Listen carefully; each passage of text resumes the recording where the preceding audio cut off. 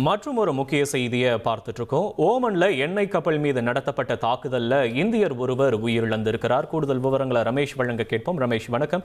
இது தொடர்பான விவரங்களையும் பதிவு பண்ணலாம் ரமேஷ்.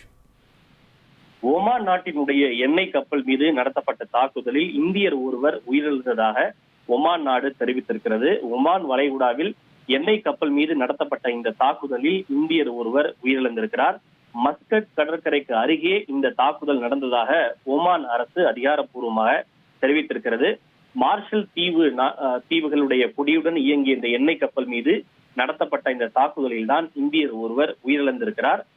குறிப்பாக வளைகுடா நாடுகளின் மீது தற்போது ஈரான் பதில் தாக்குதலை துவக்கி வரும் நிலையில் அந்த வழியாக செல்லக்கூடிய சரக்கு கப்பல் மற்றும் எண்ணெய் கப்பலின் மீதும் ஈரான் தாக்குதலை தொடர்ந்து நிகழ்த்தி வருகிறது. அப்படி ஈரான் நிகழ்த்திய தாக்குதலின் தொடர்ச்சியாக இந்த எண்ணெய் கப்பல் மீதும் தாக்குதல் நடத்தப்பட்டதா என்ற ஒரு கேள்வி எழுந்திருக்கிறது.